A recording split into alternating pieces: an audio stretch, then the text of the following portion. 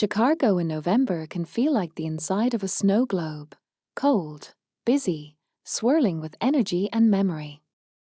My parents' house, a sturdy old brick home on the north side, pulsed with the sounds of family, laughter echoing down the halls, the steady clink of wine glasses, the scent of cinnamon and roasted turkey wafting from the kitchen.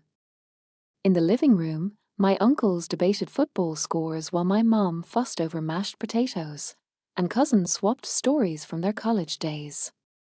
Every room seemed to hum with warmth, and for a fleeting moment, I let myself believe we were, in fact, one big, happy American family. I leaned against the doorframe, cup of apple cider in hand, my fingers tracing the rim as I watched. There was my dad, grinning, telling one of his classic back in my day stories, and my little brother Mark, now a senior at Northwestern, charming everyone as usual. It was the kind of scene you might find on a Thanksgiving card. Golden light, soft music, everyone together, even if just for a night. But families are rarely as perfect as they look in the pictures. I knew better than anyone how quickly a smile could become a wince, how fast that golden light could turn cold. I watched my younger sister, Courtney, move through the crowd, her restless energy almost crackling in the air.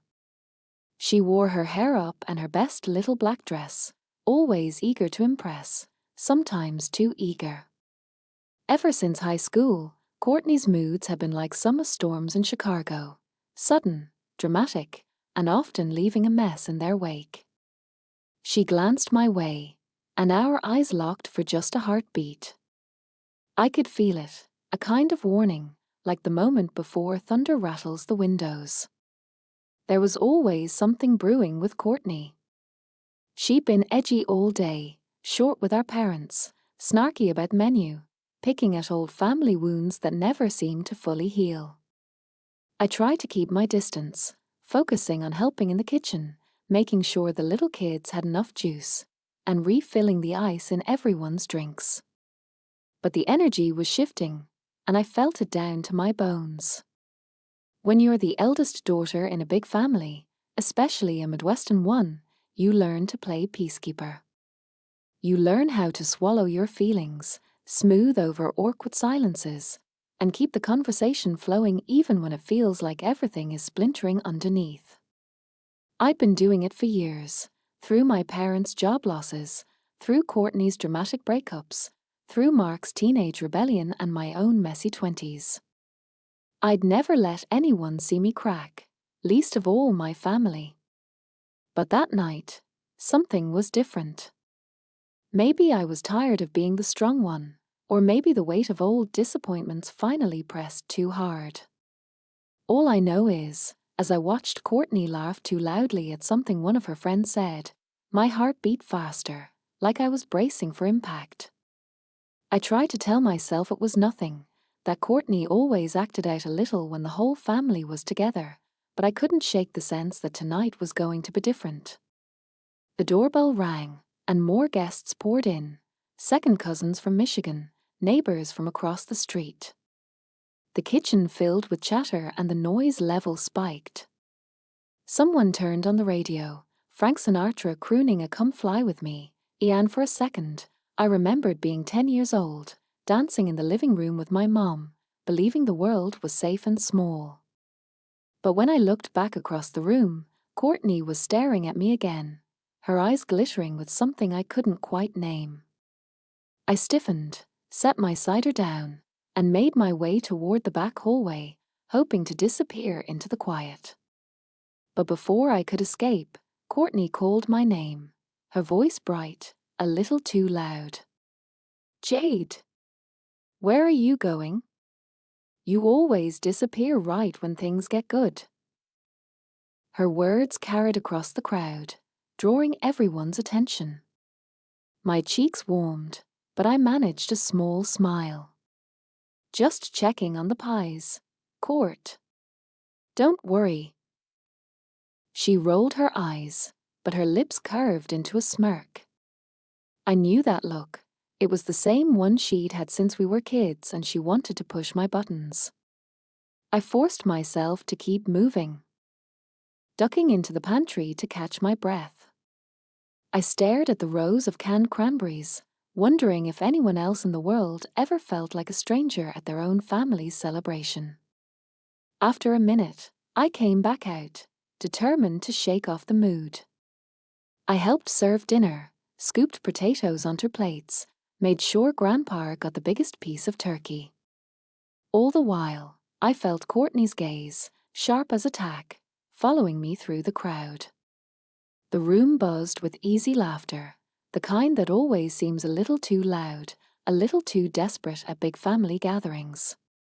I tried to blend in, nodding along, but my mind was elsewhere, half waiting for Courtney's next move, half wishing I could just disappear for the night. The table was set, and we all squeezed in, 20 people, parsing dishes, toasting to a good health and new beginnings. My mom caught my eye and smiled, her way of saying, a thank you for helping hold this together. But all I felt was tired.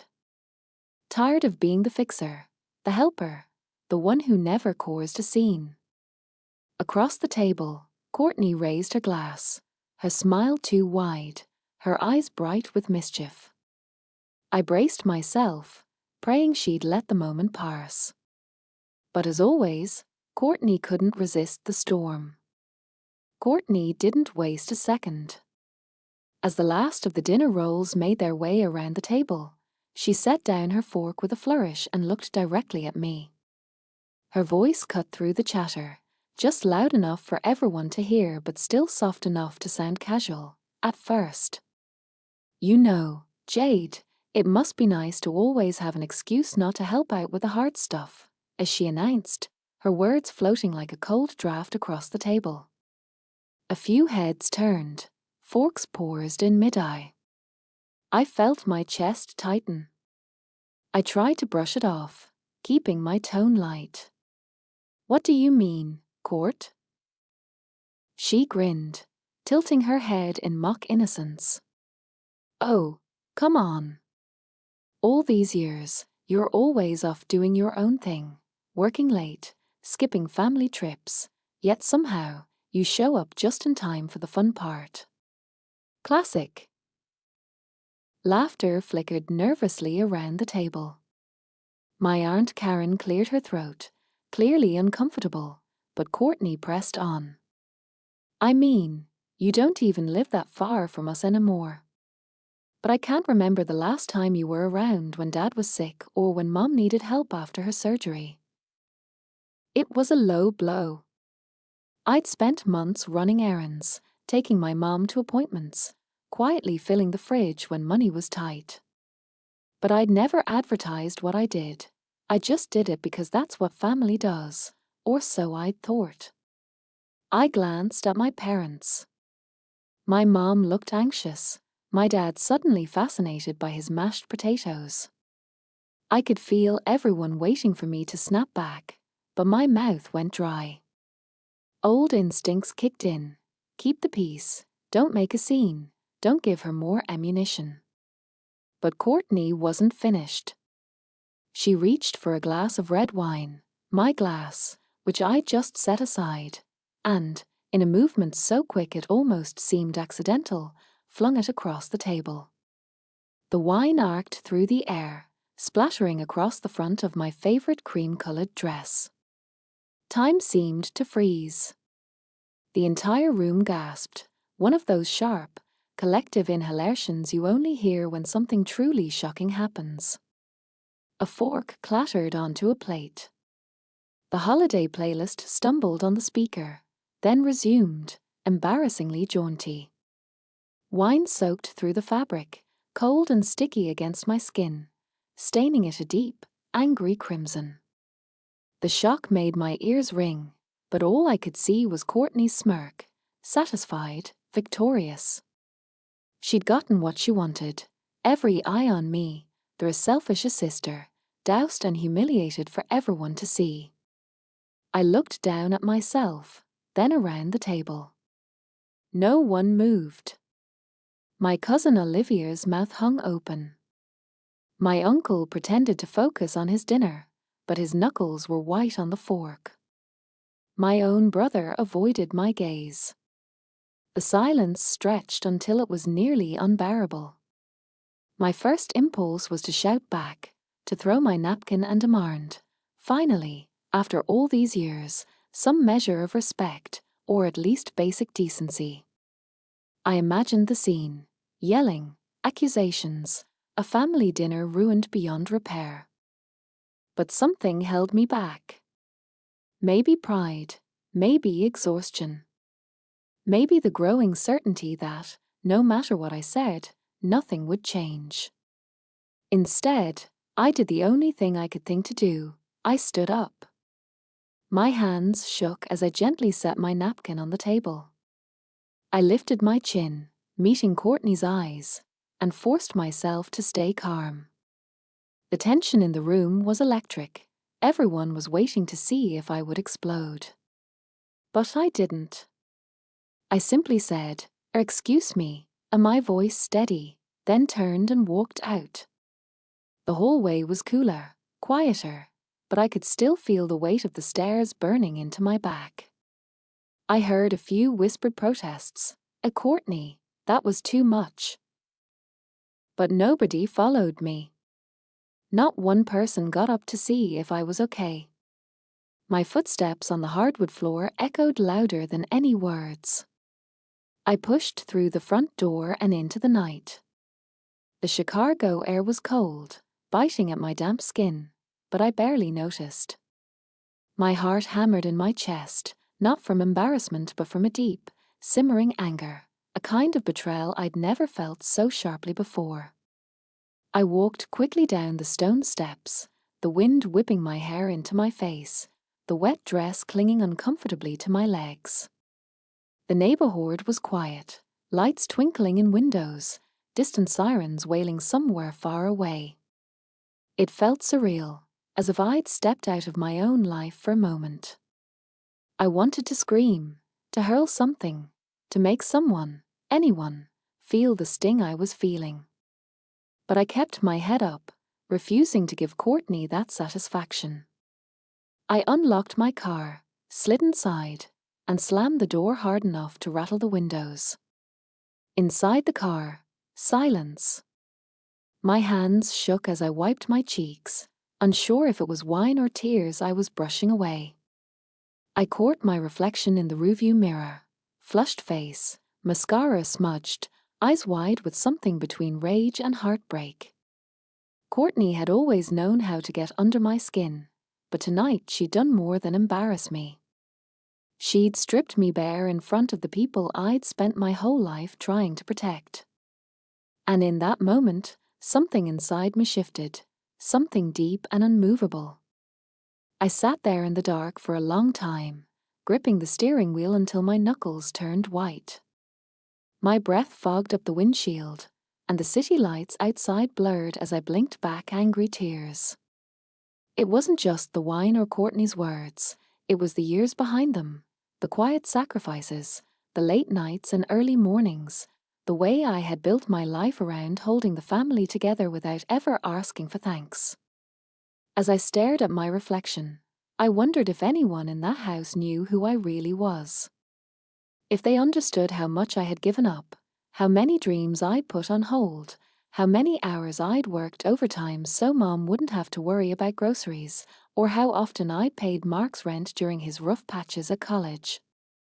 Even Courtney, for all her bluster, owed more to me than she'd ever admit. The humiliation of tonight pulsed inside me, hot and relentless.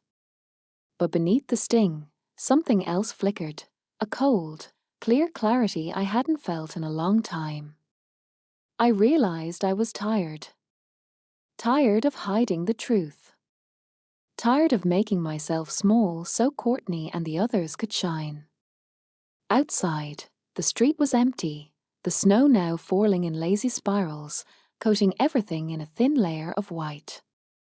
I watched a neighbor's dog trot past, oblivious to my inner turmoil, and almost laughed. Was this what adulthood was supposed to feel like? So much for Hallmark holiday magic. I finally turned the key and started the engine. The familiar hum of my old Subaru calmed me, reminding me that, no matter how stormy things got inside the house, the world outside kept turning. I didn't know exactly where I was going, just that I needed to get away, to think. As I drove through the quiet streets, memories surged in.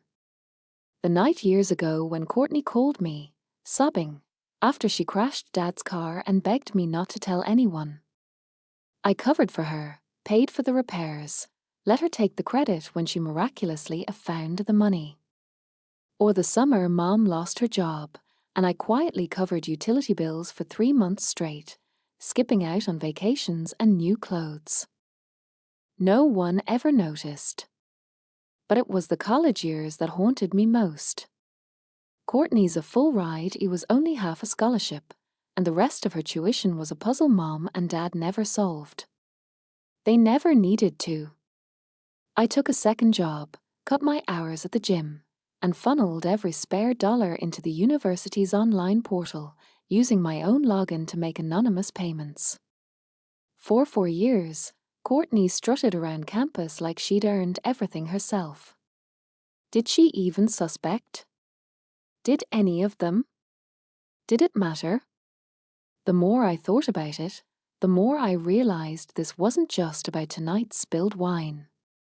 This was about a lifetime of being invisible. About loving my family enough to let them think I was just doing my own thing, while I quietly held the scaffolding of their lives in place. But as I pulled into the parking lot of a deserted diner, one of those all-night places with neon lights and bad coffee, I felt something loosen inside me. I didn't want to carry their secrets anymore. I turned off the car, wrapped my coat tighter around my shoulders, and let myself sit in the silence. I replayed every second of the dinner, every sharp word, every look of disappointment I'd ever endured. Courtney's face flashed before me, smug, sure she'd won. I thought of the others, their awkward silence, their unwillingness to step in or speak up. Something had to change. And for the first time, I knew what that would mean. Back in my apartment later, I dug through my filing cabinet until I found the envelope, a fat, battered stack of receipts and confirmation emails. Every tuition payment, every wire transfer, every anonymous money order I'd sent to the university on Courtney's behalf. I'd kept them all, not for leverage, but as a reminder that I was doing the right thing. That I mattered, even if no one ever knew. Tonight, those papers felt different. They weren't just proof of my sacrifice. They were my truth. I laid them out on the table, hands trembling slightly. I didn't have a plan, not yet. But as I looked at the long rows of numbers and dates, the evidence of all I'd done, I knew I was done hiding. I'd been the silent backbone of this family long enough. I crawled into bed exhausted, but instead of the usual knot of anxiety in my stomach, I felt a strange sense of peace. The humiliation of dinner was still there, but it was surrounded by something sturdier, a quiet resolve. Tomorrow, I told myself, things would be different. For once, I was ready to let the truth be seen. The next morning, I woke up with the taste of old anger in my mouth, but also something else, a thread of determination winding through my chest. The city outside my window was still half asleep, the sun just barely starting to warm the icy skyline. My phone was silent. No calls, no texts from anyone in my family. I wasn't surprised. I padded into the kitchen, poured myself a cup of strong coffee, and sat at the table staring at the folder of receipts.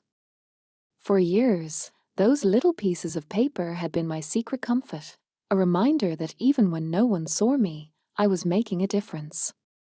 I used to think it was noble to give and not expect thanks. But after last night, it all felt different. I thought about what Courtney would do if the roles were reversed. She wouldn't stay silent. She'd make a scene, demand attention, probably send a group text to the whole family and post a dramatic update on Instagram. For a moment, I smiled at the idea.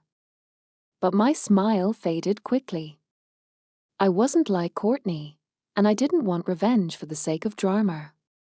What I wanted was balance, truth. A way to finally step out of the shadows I'd built for myself. I opened my laptop and, almost on autopilot, clicked through the tabs until I found the university's billing portal. My login still worked, even after all these years. I scrolled through the records, each payment neatly attributed to my name. My heart thudded in my chest. The truth was all there, indisputable, clear as day. I didn't know exactly what my next move would be, but I knew one thing for sure: I was done supporting Courtney, financially and emotionally. Not until she understood what it had cost me, not until she saw the ground she'd been walking on all this time was one I'd built, plank by plank. Sacrifice by sacrifice. With a deep breath, I picked up my phone and dialed the university's financial office. The line rang twice before a calm, practiced voice answered. University of Illinois Finance. This is Brenda. How can I help you? Hi, Brenda. My name is Jade Thompson. I'm calling about tuition payments for Courtney Thompson. My voice sounded steadier than I felt. Of course. You're the account holder, correct? Yes, I am. I'd like to stop all future payments immediately.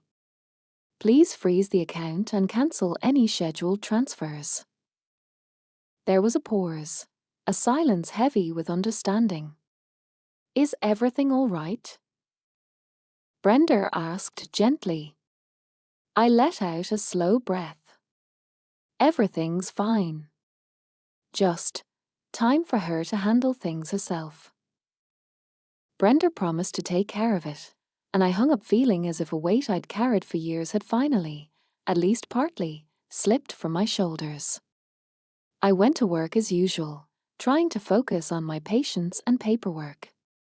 I worked at a small physical therapy clinic downtown, nothing glamorous, but I'd always liked helping people put their lives back together after injuries.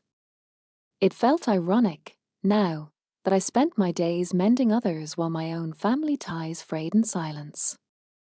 At lunch, I sat by the window, watching flurries of snow spin past the glass. My mind ran through every possible scenario: Courtney calling me in a panic, my parents confused and angry, accusations flying. I braced myself for the forelight, but strangely, I wasn't scared. For the first time in years, I was ready for whatever came next. That evening, I walked home from the train station, letting the cold wind clear my head. The lights in my building glowed invitingly, and for a moment, I allowed myself to imagine a future that wasn't built around other people's needs. I thought of travel, of going back to grad school, of pursuing the career I'd put off for so long. The possibilities felt new and fragile, like green shoots in winter. Inside my apartment, the phone finally rang. My mom's number. I stared at the screen, my heart skipping. I considered letting it go to voicemail, but then I remembered my promise to myself: no more hiding. I answered. Hi, Mom. There was a pause, then her voice, tight with worry. Jade? Honey, have you talked to Courtney?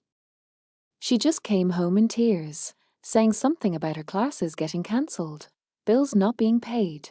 What's going on? I sat down at the kitchen table, the folder of receipts still in front of me. I think it's time Courtney knows the truth, Mom. About everything. My mom's voice cracked.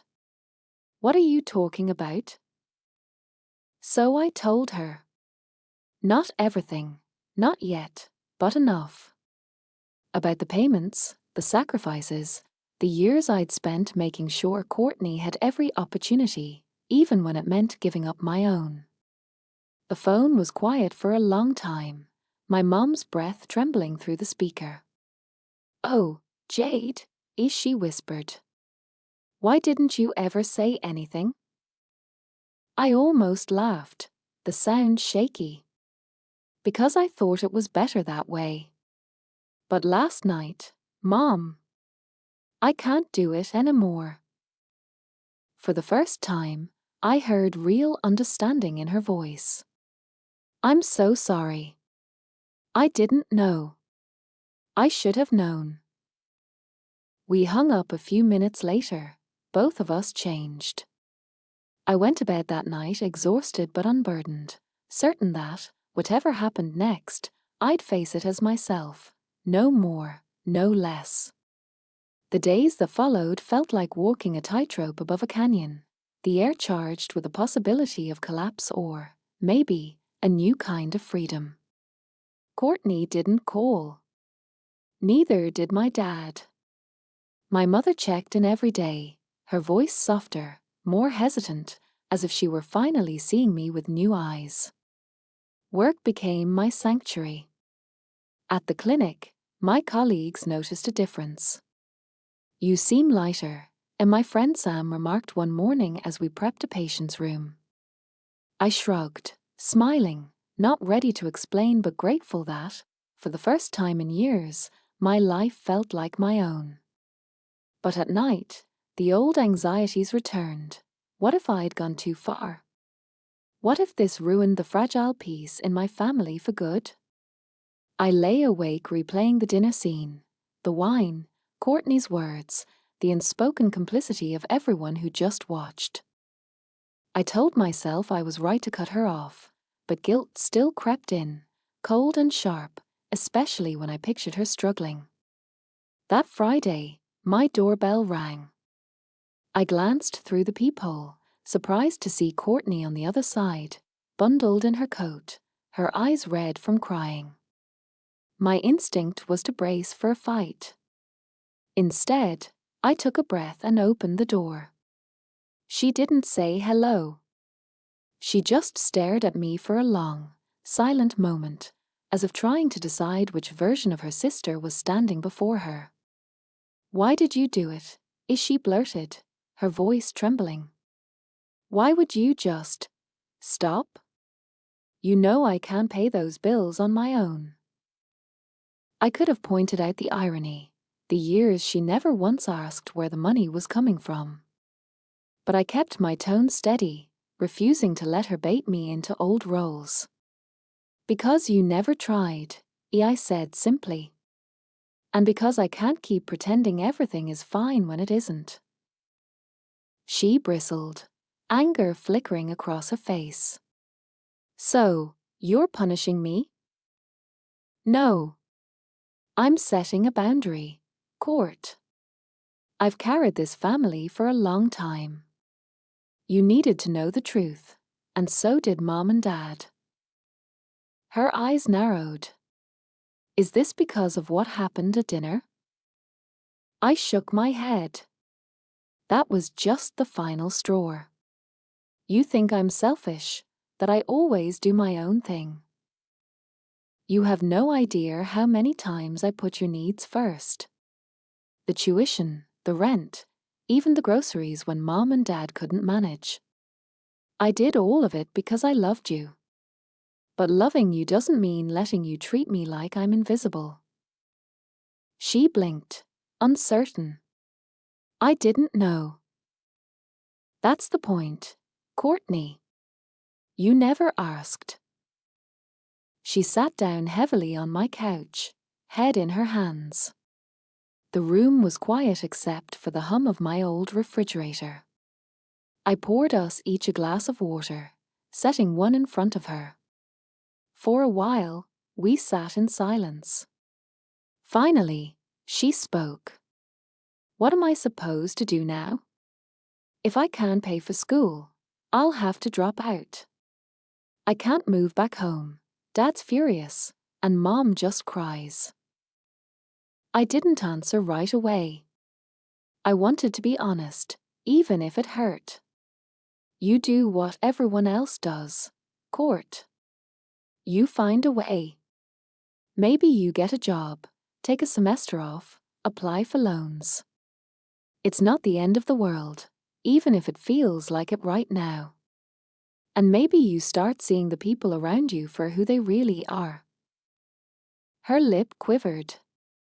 For a second, I saw my little sister again, the girl who used to sneak into my room at night, scared of thunderstorms, who always wanted me to tell her everything would be okay. I don't want you to hate me, she whispered. I shook my head, my own eyes stinging. I don't hate you. But things have to change. You can't keep taking and never giving back. That's not family. That's just using someone. She started to cry, shoulders shaking. I put my arm around her, and for the first time in years, it felt real, not obligatory, not forced, but the kind of comfort sisters are supposed to give each other. When Courtney finally left that night, she didn't have any answers. Neither did I. But something was different between us, a layer of pretense peeled away. That weekend, before light spread, my dad called, furious at first, demanding to know why Ida ruined Courtney's future. I told him the truth, how I'd paid her bills, supported them all, and how I was done pretending everything was fine. He hung up on me, but later, I got a text from him. I'm sorry.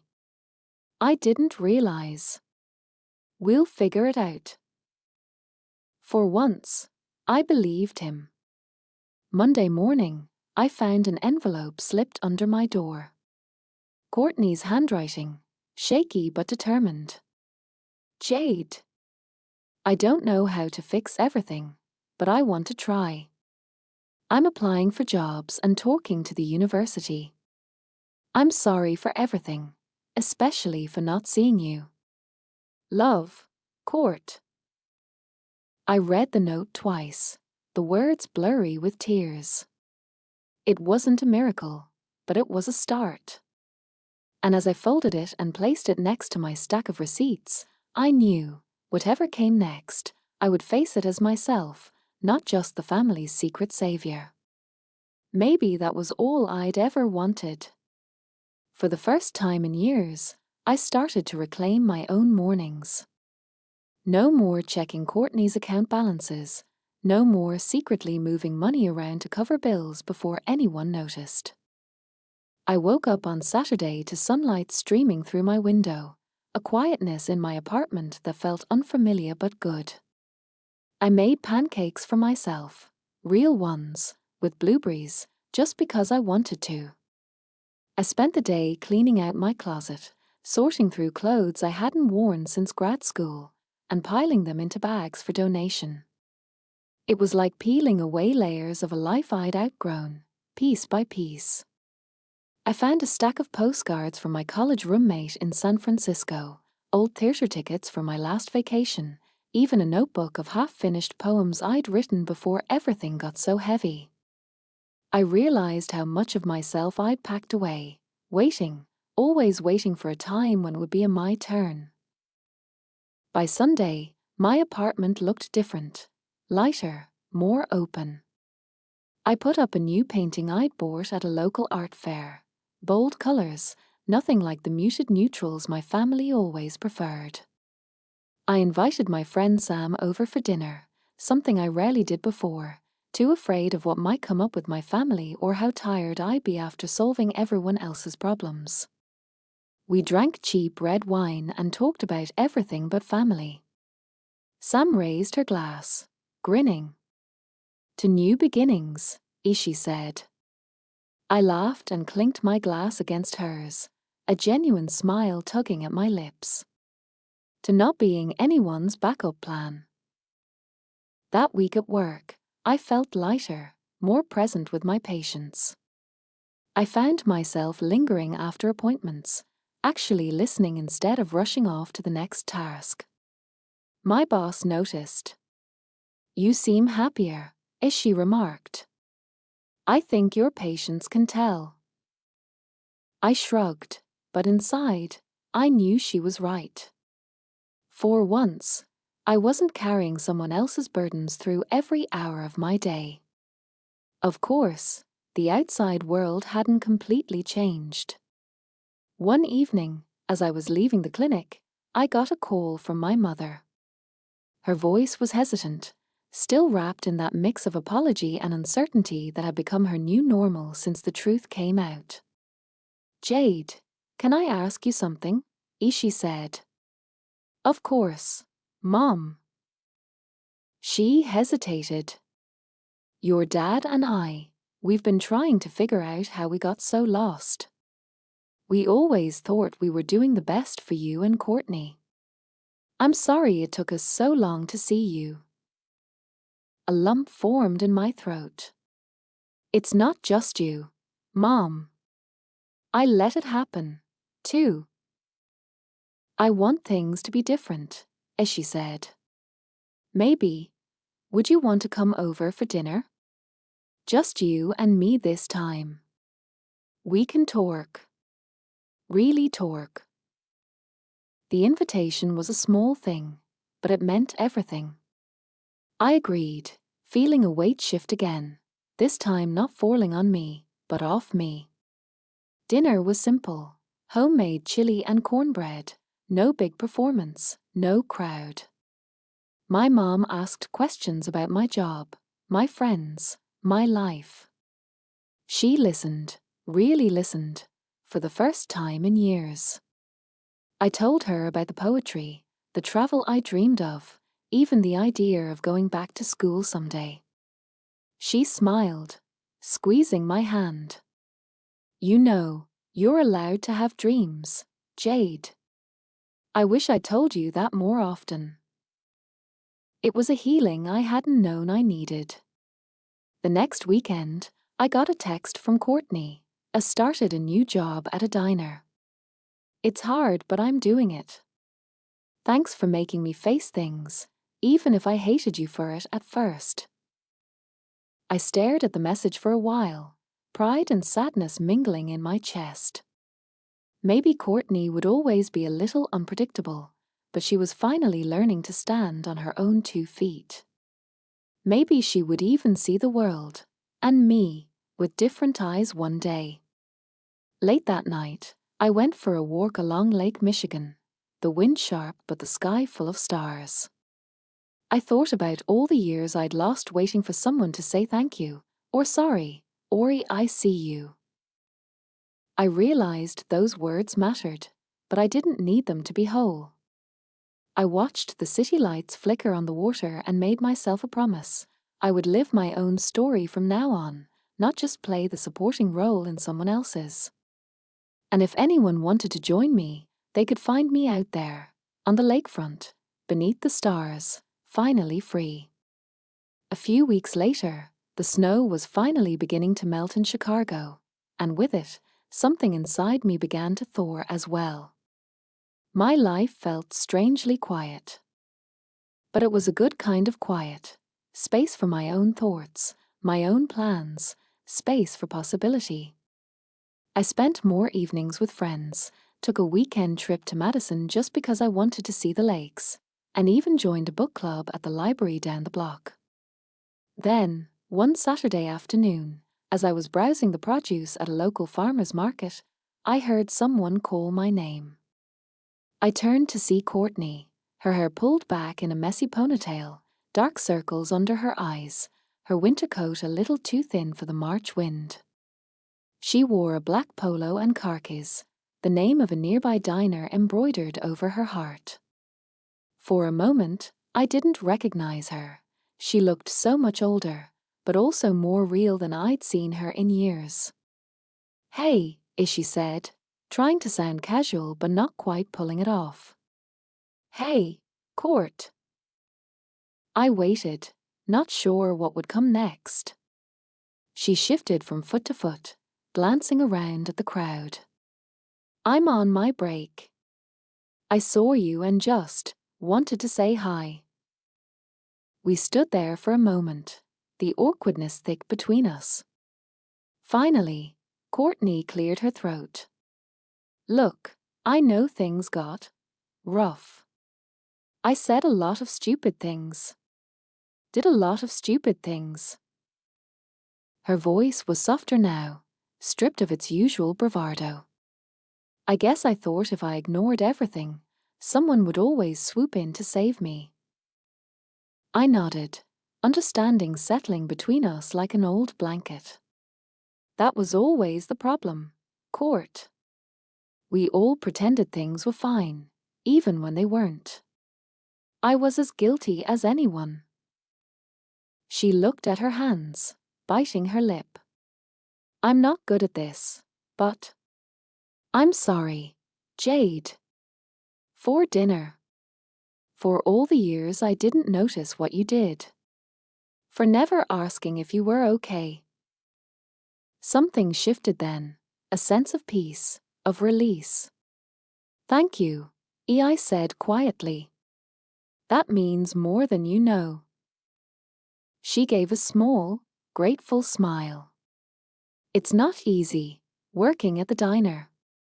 My feet hurt all the time and the manager yells if I'm late. But I'm figuring it out. For the first time, I feel like I earned something. I squeezed her arm gently. You're tougher than you think, you know. She laughed, a real laugh, the first I'd heard in a long time. Maybe. I just hope I get to go back to school next year. It'll be different, but I want to do it on my own this time.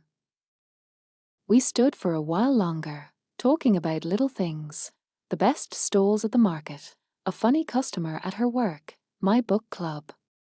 The conversation was easy, genuine, not weighed down by old expectations. As Courtney's break ended, she pulled me into a quick, awkward hug. I'll see you around, okay? Anytime, I said, and I meant it. Walking home with a bag of fresh apples and Courtney's words in my heart, I felt lighter than I had in years. The city was waking up from winter, and so was I. In the days that followed, I found myself reaching out more, to friends, to my mom, even to Mark, who had just landed his first job out of college in Minneapolis. We all felt the aftershocks of what had happened that night at dinner, but instead of avoiding it, we started talking about it, sometimes painfully, sometimes with laughter, but always honestly.